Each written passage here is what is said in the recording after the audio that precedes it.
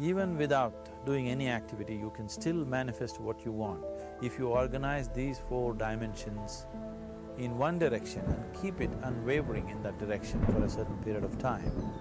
Now he believes Shiva will do it for him and it will happen. So is Shiva going to come and build your house? No, I want you to understand, God will not lift his little finger for you. What has not happened till now on this planet can happen tomorrow. Human beings are capable of making it happen tomorrow.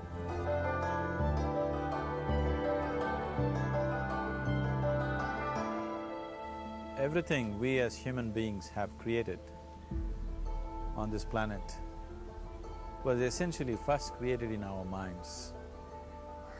All that you see, which is human work on this planet, first found expression in the mind, then it got manifested in the outside world. The wonderful things that we have done on this planet and the horrible things that we have done on this planet, both have come from the human mind. So if we are concerned as to what we create in this world, it's extremely important that first of all we learn to create the right things in our mind, how we keep our minds. If we do not have the power to keep our minds the way we want it, what we create in the world is also going to be very accidental and haphazard. So learning to create our minds the way we want is the basis of creating the world the way we want. There is a wonderful story in the yogic lore. On a certain day, a man took a walk. He went for a long walk. Accidentally, unawares, he walked into paradise. Fortunate, isn't he? He just took a walk and he landed up in paradise. After this long walk, he felt little tired. So he thought, oh, I'm tired, I wish I could rest somewhere. He looked around, there was a nice tree, underneath which there was very cushiony grass. So it was inviting. He went and put his head down there and slept. After a few hours he woke up, well rested, and he thought, oh, I'm well rested, but I'm feeling hungry, I wish I had something to eat. And he thought about all the nice things that he ever wanted to eat in his life. And instantly, all those things appeared in front of him. You need to understand, there the service is like that. Hungry people don't ask questions. Food came and he ate. Stomach became full. Then he thought, oh, my stomach is full, I wish I had something to drink. All the nice things that he ever wanted to drink, he thought about it and all of them just appeared in front of him. Drinking people also don't ask questions, so he drank. Now with a little bit of alcohol in him, you know Charles Darwin told you, all of you are monkeys, your tail fell away. Not me, Charles Darwin told you that you were all monkeys and your tail fell away and then you became human. Yes, definitely the tail fell away. But the monkey, in yoga, we always refer to an unestablished mind as Markata, which means a monkey. Why we are referring to the mind as a monkey is, what are the qualities of a monkey? One thing about a monkey is, it's unnecessary movement. And another thing about the monkey is, if I say you're monkeying somebody, what does it mean? Imitation. Monkey and imitation have become synonymous. So these two essential qualities of a monkey are very much the qualities of an unestablished mind. Unnecessary movement, you don't have to learn it from the monkey, you can teach it to the monkey. And imitation is full-time job of the mind. So when these two qualities are on, a mind is referred to as a monkey. So this monkey became active within him. He just looked around, thought, what the hell is happening here? I asked for food, food came. I asked for drink, drink came. There must be ghosts around here. ghosts came. Oh, the ghosts have come, they're going to surround me and torture me, he thought. Immediately the ghosts surrounded him and started torturing him. Then he started screaming in pain and said, oh, they're going to kill me, and he died. Just now he said he's a fortunate being. The problem is he was sitting under a kalpavriksha or a wishing tree. He asked for food, food came, he asked for drink, drink came, he asked for ghost, ghost came, he asked for torture, torture came, he asked for death, death happened. Now don't go looking for these kalpavrukshas in the forest. You can barely find a tree these days. A well-established mind, a mind which is in a state of samyukti, is referred to as a kalpavriksha. If you organize your mind to a certain level of organization, it in turn organizes the whole system. Your body, your emotion, your energies, everything gets organized in that direction. Once all these four dimensions of you, your physical body, your mind, your emotion and the fundamental life energies are organized in one direction, once you are like this, anything that you wish happens without even lifting a little finger actually. It would help to assist it with activity, but even without doing any activity, you can still manifest what you want if you organize these four dimensions in one direction and keep it unwavering in that direction for a certain period of time. Right now the problem with your mind is, every moment it is changing its direction. It is like you want to travel somewhere and every 2 steps if you keep changing your direction, the question of you reaching the destination is very remote unless it happens by chance. So, organizing our minds and in turn organizing the whole system and these 4 basic dimensions of who you are right now in one direction, if you do this, you are a kalpavruksha yourself. Anything that you wish will happen. But right now, if you look at your lives, everything that you have wished for till now, if it happens, you have finished. Everything and everybody that you have desired for, if all of that lands up in your house today, could you live with that?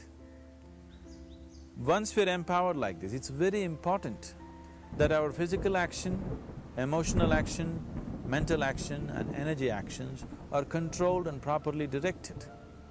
If it is not so, we become destructive, self-destructive. Right now, that is our problem. The technology, which is supposed to make our life beautiful and easy, has become the source of all the problem that we are destroying the very basis of our life, which is the planet. So what should have been a boon, we are making a curse out of it. What has brought incredible levels of comfort and convenience to us in the last 100 years or so has also become a threat to our life simply because we are not conscious action, we are in a compulsive state of action. So organizing our minds fundamentally means moving from a compulsive state of activity to a conscious state of activity. You might have heard of people for whom they asked for something and beyond all expectations it came true for them. Generally this happens to people who are in faith. Now, let's say you want to build a house. If you start thinking, oh, I want to build a house, to build a house I need 50 lakhs, but I have only 50 rupees in my pocket, not possible, not possible, not possible. The moment you say not possible, you are also saying, I don't want it. So on one level, you're creating a desire that you want something, on another level, you're saying, I don't want it. So in this conflict, it may not happen. Someone who has some faith in a god or in a temple or whatever, who is simple-minded, faith works only for those people who are simple-minded. Thinking people, people who are too much thinking, for them it never works. A childlike person who has a simple faith in his god or his temple or whatever, he goes to the temple and says, Shiva, I want a house. I don't know how, you must make it for me. Now in his mind there are no negative thoughts. Will it happen? Will it not happen? Is it possible? Is it not possible? These things are completely removed by this simple act of faith. Now he believes Shiva will do it for him and it will happen. So is Shiva going to come and build your house? No, I want you to understand, God will not lift his little finger for you. What you refer to as God is the source of creation. As a creator, he has done a phenomenal job, there's no question about it. Could you think of a better creation than this? Is it in anybody's imagination to think anything better than what is there right now? So as a creator, he has done his job wonderfully well. But if you want life to happen the way you want it, because right now, the very crux of your happiness and your well-being is this. If at all if you're unhappy, the only and only reason why you're unhappy is life is not happening the way you think it should happen. That's all it is. So if life is not happening the way you think it should happen, you're unhappy. If life happens the way you think it should happen, you are happy. It's as simple as that. So if life has to happen the way you think it should happen, first of all, how you think, with how much focus you think, how much stability is there in your thought, and how much reverberance is there in the thought process will determine whether your thought will become a reality or is it just an empty thought. Or how you do not create any impediments for your thought by creating negative thought process. This possible is something possible or not possible, is destroying humanity. What is possible and not possible is not your business, it's nature's business. Your business is just to strive for what you want. Right now you're sitting here, if I ask you two simple questions, I want you to just look at this and answer this. Right now from where you're sitting, can you just fly off? You say no. Right now from where you're sitting, can you get up and walk? You'll say yes. What is the basis of this? Why you say no to flying and yes to walking? Because past experience of life, many times you've gotten up and walked, never did you fly off. Or in other words, you're using the past experience of life as a basis for deciding whether something is possible or not possible. Or in other words, you have decided that what has not happened till now cannot happen in your life in future. This is a disgrace to humanity and the human spirit. What has not happened till now on this planet can happen tomorrow. Human beings are capable of making it happen tomorrow. So what is possible and what is not possible is not your business. That is nature's business. Nature will decide that. You just see what is it that you really want and strive for that. And if your thought is created in a powerful way, without any negativity, without any negative thoughts bringing down the intensity of the thought process, the first and foremost thing is you must be clear what is it that you really want. If you do not know what you want, the question of creating it doesn't arise. If you look at what you really want, what every human being wants is, he wants to live joyfully, he wants to live peacefully. In terms of its relationships, he wants it to be loving and affectionate. Or in other words, all that any human being is seeking for is pleasantness within himself, pleasantness around him. This pleasantness, if it happens in our body, we call this health and pleasure. If it happens in our mind, we call this peace and joy. If it happens in our emotion, we call this love and compassion. If it happens in our energy, we call this blissfulness and ecstasy. This is all that a human being is looking for. Whether he is going to his office to work, he wants to make money, build a career, build a family, he sits in the bar, sits in the temple, he is still looking for the same thing. Pleasantness within, pleasantness around. If this is what we want to create, I think it's time we addressed it directly and commit ourselves to creating it. So you want to create yourself as a peaceful human being, joyful human being, loving human being, a pleasant human being on all levels. And do you also want a world like this? A peaceful world, a loving world, a joyful world? No, I want greenery, I want food. When we say a joyful world, that means everything that you want has happened. So this is all that you're looking for. So all that you need to do is commit yourself to creating it, to create a peaceful, joyful and loving world, both for yourself and everybody around you. Every day in the morning, if you start your day with this simple thought in your mind, that today, wherever I go, I will create a peaceful, loving and joyful world. If you fall down 100 times in the day, what does it matter? For a committed man, there is no such thing as failure. If you fall down 100 times, 100 lessons to be learnt. If you commit yourself like this to creating what you really care for, now your mind gets organized.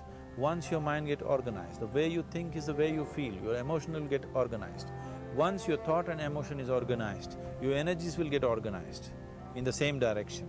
Once your thought, emotion and energies are organized, your very body will get organized. Once all these four are organized in one direction, your ability to create and manifest what you want is phenomenal. You are the creator in many ways. That which is the source of creation is functioning within you every moment of your life. It is just that, have you kept access to that dimension or not? Organizing the four basic elements of your life will give you that access. There are tools and technologies to do this. The whole science of yoga, the whole technology that we refer to as yoga is just about this, transforming yourself from being just a piece of creation to become a creator.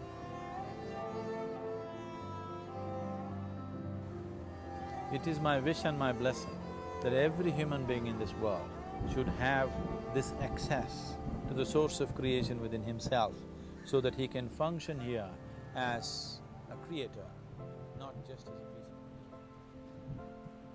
If you want to get clearer on the laws of attraction, click the link in the description and unleash your full manifesting potential using some of the main principles of laws of the universe.